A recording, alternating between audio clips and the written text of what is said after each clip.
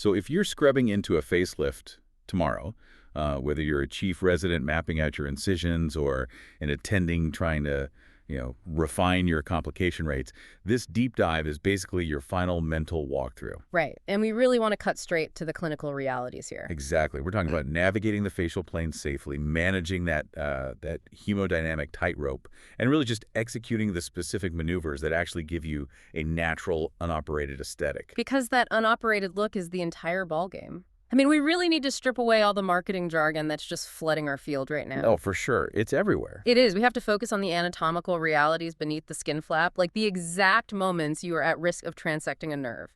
And those intraoperative decisions that dictate if a patient heals beautifully or if they end up back in the OR at 2 in the morning with an expanding hematoma. Yeah, nobody wants that 2 a.m. phone call. So let's start with the overarching surgical mindset, right? Like before the patient is even in the room. The golden rule here dictates everything else we do, which is less is more. Absolutely. Less is more. You perform the absolute fewest and simplest maneuvers necessary to achieve the structural goal. Because the moment you start over-operating, chasing every minor contour irregularity with excessive dissection. You're just creating dead space. Exactly. Yeah. You invite prolonged edema, fibrotic healing, and ultimately you get that rigid, windblown aesthetic that, frankly, patients are terrified of. Right, because it really comes down to a fundamental respect for what the operation is actually designed to treat. I mean, we are addressing facial tissue tisusis and volume descent. Yeah. We're repositioning that fallen malar fat pad, sharpening the mandibular border, and really restoring that inverted cone of youth. We are dealing with gravity and atrophy here. Right, but we are not fixing the canvas itself. Right. I always conceptualize it kind of like altering the structural framework of a century-old house. Oh, I like that. Right. You go in, you jack up the sagging floor joists, you square up the door frames, you stabilize the foundation. That heavy lifting, that's the surgical facelift. Yeah. But after all that sub-SMAS structural work is done, the house still has peeling wallpaper. The skin quality, the solar lascosis, fine rhytids, the deep periol etching the facelift, doesn't touch those. No, it doesn't. You still need your finishing contractors, your lasers, chemical peels, injectables. Those are the complementary finish work, not substitutes for the foundation. And a lot of early career surgeons, they fall into this trap of trying to fix that wallpaper by pulling the structural framework tighter. Yes. Such a common pitfall. It's a massive clinical error. I mean, modern facial rejuvenation has shifted entirely away from horizontal tension and completely toward vertical volume redistribution. Right.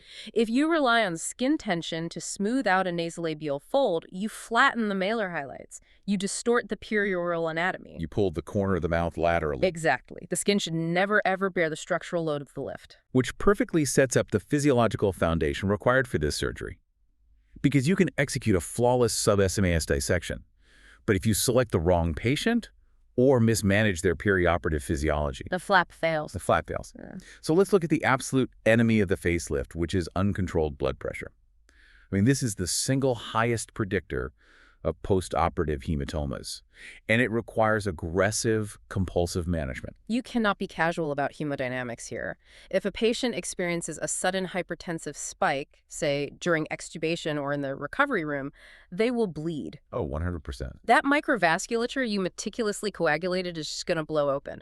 So many of us use a strict protocol, starting in the preoperative holding area, often utilizing an oral alpha-2 agonist like clonidine at 0.1 milligrams. The pharmacology there is critical. You use an alpha-2 agonist rather than just slamming them with a beta blocker, Yeah. because you really want to decrease that central sympathetic outflow. You blunt the catecholamine surge that happens when the endotracheal tube comes out, but without masking a compensatory tachycardia if they become hypovolemic. You establish a controlled baseline. And you maintain that control through the first 48 hours. Now, the other massive physiological red flag, obviously, is smoking. Yeah, that's a hard stop. It has to be. Elevating a wide cervicofacial flap isolates the skin supply to a very fragile, random pattern subdermal plexus. Smoking is fundamentally contradictory to flap survival. Because the nicotine causes profound vasospasm in that plexus, right? Exactly. While the carbon monoxide shifts the oxyhemoglobin dissociation curve, basically starving the distal flap of oxygen, 2 weeks of absolute cessation is the bare minimum, but permanent cessation is the standard you should really push for. The retroauricular skin is already a watershed vascular zone anyway. Right, so adding nicotine to that equation almost guarantees tissue slough. I want to touch on the anesthesia debate really quick because patient psychology drives a lot of bad clinical decisions here. Patients sit in the consult room, they're terrified of general anesthesia. Oh, always. They request twilight sedation because they perceive it as like the lighter, safer option. Right. But physiologically, running deep intravenous sedation without a secured airway during a head and neck case, it's walking a tightrope without a net.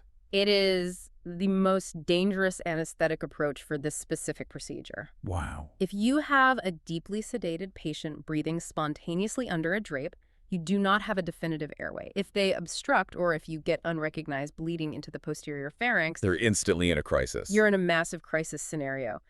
Furthermore, an unsecured airway often leads to mild hypoventilation. That causes carbon dioxide retention, hypercarbia. And hypercarbia causes peripheral vasodilation. Exactly. Which means your surgical field just turns into a bleeding, oozing mess. With controlled general anesthesia and an endotracheal tube, your anesthesiologist controls the ventilatory rate, maintains normal carbia, and keeps the field dry. It is vastly safer. Makes total sense. Let's talk about the local tumescence. We push a lot of volume to hydrodissect those planes, and that 7.5 milligram per kilogram lidocaine ceiling approaches incredibly fast when you're infiltrating a full face and neck. It really does. For an average adult, you're often capping out around 500 milligrams of lidocaine. So you have to dilute that heavily, often taking a single 50 milliliter vial of 1% lidocaine and cutting it with saline and epinephrine down to 1 to 300,000 or even 1 to 400,000. Right. You spread that dilute volume widely to get the vasoconstriction and the mechanical separation without crossing into systemic neurotoxicity. Because the epinephrine effect is what you really need for hemostasis, right? The lidocaine is secondary since they're asleep anyway. Exactly. And speaking of patient psychology, there is a very counterintuitive reality regarding patient selection. We have all had that consultation with an intensely demanding type A professional. Oh, the lawyer with the mirror. Yes. They come in, point to specific anatomical features, and present a very rigid set of expectations. Your instinct might be to decline the case to avoid a difficult postoperative relationship. I actually push back on that. In real life, I find that patient to be a far safer bet than the overly docile, passive patient. Really? How so? Well, the demanded lawyer knows exactly what bothers them. They say, I despise the jowling over my mandibular border. Yeah. You can look at the anatomy, assess tissue laxity, and say definitively, yes, my procedure will correct that specific structural issue. You have a shared, measurable goal. That's a great point. The docile patient who says, I just want to look less tired or do whatever you think is best, doctor, that is a walking red flag. You cannot operate on vague emotional dissatisfaction. If they can't articulate the anatomical problem, you have zero chance of meeting their internal expectations. I completely agree. Case selection really sets the ceiling for your surgical outcome. But once the patient is asleep, the local is in, and you make your incision, everything relies on your mental map of the facial architecture. Safe dissection requires absolute mastery of the 5 distinct anatomical layers. Okay, let's run through that map. Layer 1 is the skin. Layer 2 is the subcutaneous fat. Layer 3 is the SMAS and the superficial muscles of facial expression, so the platysma, the zygomaticus major and minor. Right. Layer 4 is that thin, transparent areolar tissue or fascia. And layer 5 contains the branches of cranial nerve 7. And the foundational rule of facial anatomy here, which dictates every single maneuver you make, is that the branches of the facial nerve innervate the facial muscles via their deep surfaces. Right. They rise from layer 5, pierce layer 4, and enter the deep aspect of the layer 3 muscles. I always look at that 4th layer, the parotid masseteric fascia in the cheek, or the innominate fascia over the temporal region as a windshield. Perfect analogy. As long as you are dissecting superficial to that windshield, as long as that fascia remains intact and glossy, you're in a safe plane. You can literally see the buccal branches of the facial nerve gliding underneath it. But the second you tear through that windshield and find yourself staring at a bare, glistening nerve branch, you have lost your bearings. You are too deep. That visual check is your primary safety mechanism. But you also have to recognize the specific danger zones where the anatomy compresses and that windshield becomes incredibly thin. Like over the zygomatic arch. Exactly. The prime example is over the zygomatic arch. The layers fuse, the subcutaneous fat thins out, and the frontal branches of the facial nerve become highly vulnerable to compression, traction, or outright transection. Yeah. You must make a definitive choice. You either stay strictly superficial in the subcutaneous fat, leaving a healthy layer of tissue over the arch, or you transition completely deep, directly on the deep temporal fascia. The other danger zone that consistently causes anxiety in the OR is the transition over the zygomaticus major muscle. Hmm. When you are elevating a deep sub-SMAS flap in the cheek, you're dissecting in that areolar plane. But suddenly you hit the zygomaticus major. The anatomy shifts. Right. Because the nerve innervates that muscle from underneath, you cannot continue your dissection deep to it. You will shear the nerve branches right off the belly of the muscle. You have to accurately identify the lateral border of the zygomaticus major, break through the SMAS at that exact point, and transition your dissection to ride completely over the superficial surface of the muscle. It's a mandatory plane shift. Mandatory. If you try to slide deep to it, you will denervate the midface. And while we obsess over the motor nerves, we cannot neglect the sensory pathways, specifically the great auricular nerve. I mean, it is the only named sensory nerve you absolutely must identify and preserve. It provides critical sensation to the lower half of the ear and the lobule.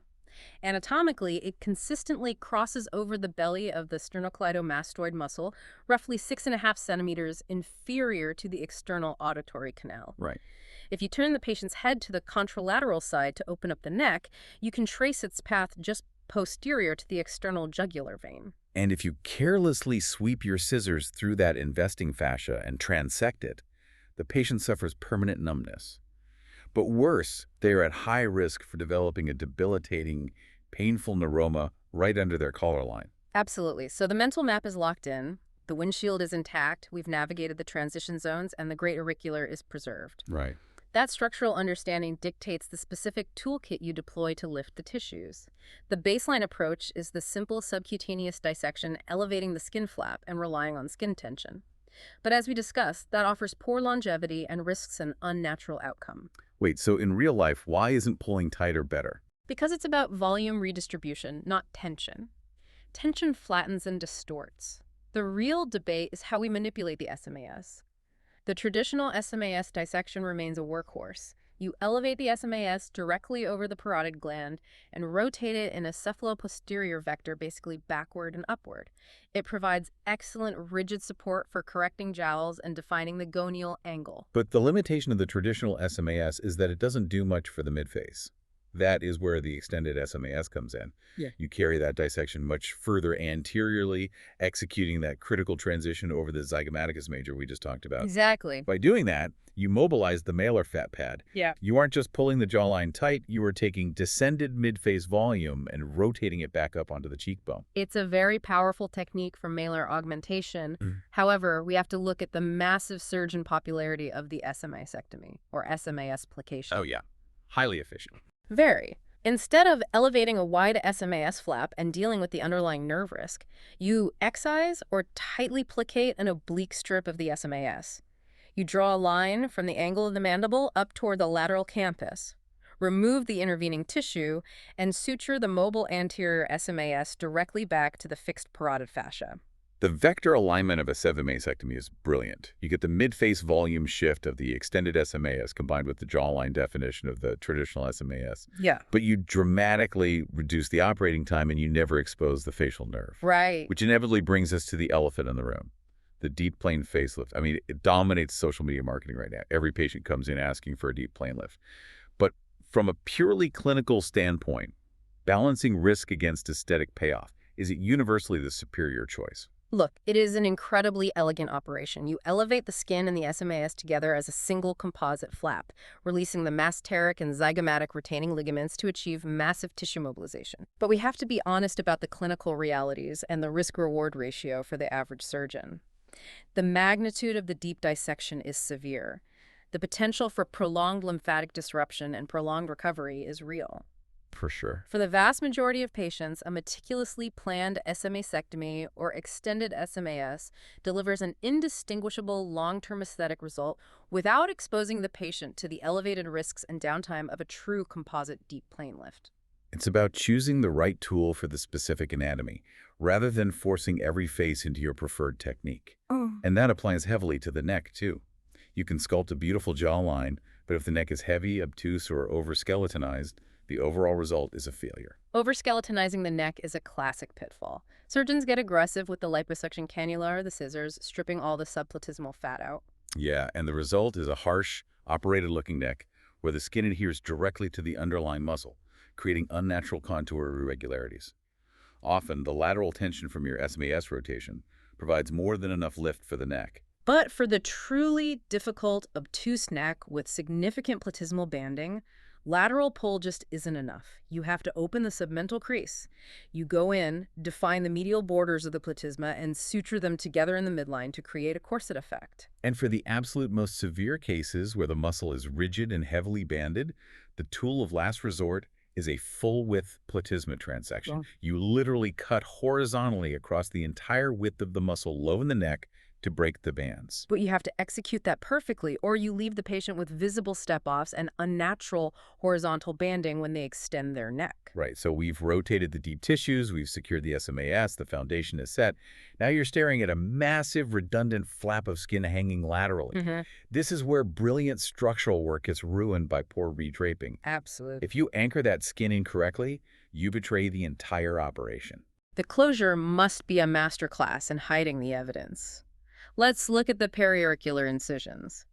The debate between pretragal, making the incision in the crease just in front of the tragus, and retrotragal, hiding it behind the edge of the tragus, is fierce. Many surgeons default to retrotragal, thinking it hides the scar better. It is a massive trap, especially in male patients. If you use a retrotragal incision in a man, or even a woman with dense vellus hair on their lateral cheek, you end up dragging hair-bearing cheek skin up and over the tragus. Which is a huge problem. Yeah. The tragus naturally features very thin, shiny, hairless skin. The moment you place hairy cheek skin over the tragal cartilage, anyone who knows what to look for instantly recognizes a facelift deformity. A meticulously sutured pretragal incision in the natural crease heals virtually invisibly and prevents that anatomical distortion.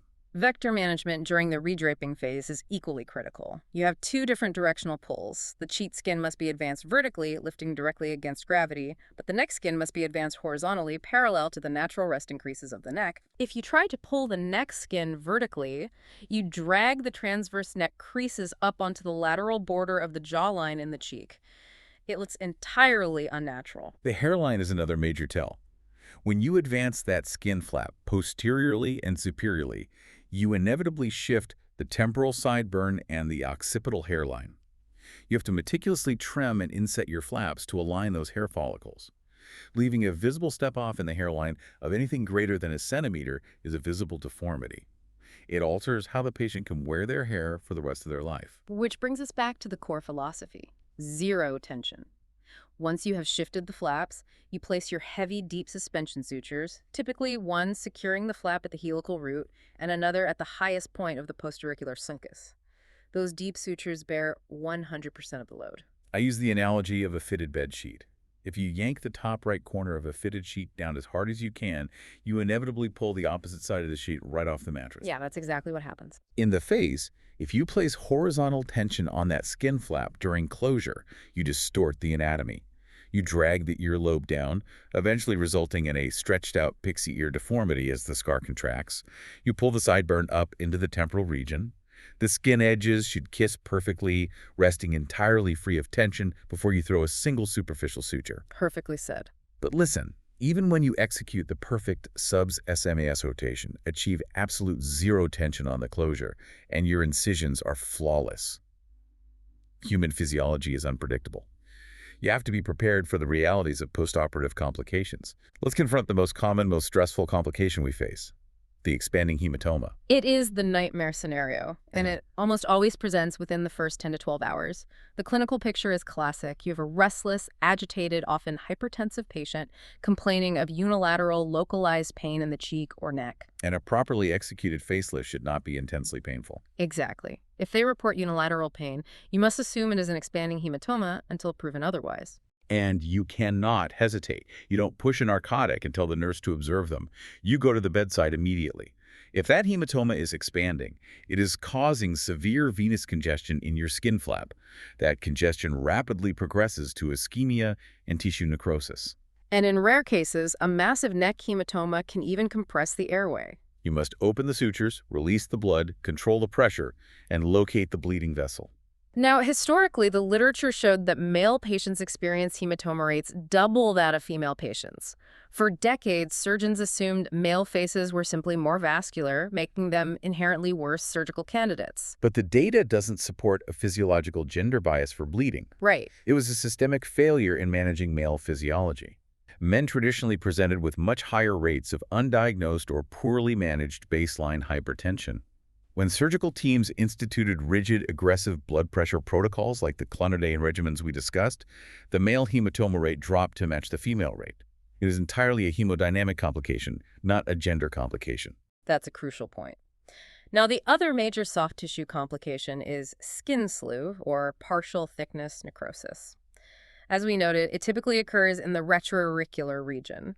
The distal edge of that flap is furthest from the vascular source. Okay. If an unrecognized minor hematoma places pressure on that distal edge, or if you closed it under excessive tension, or if the patient sneaked a cigarette, the microcirculation fails. When you see dusky, compromised skin, you have to resist the urge to debride it aggressively. Right. Treat it conservatively, keep it moist with ointment.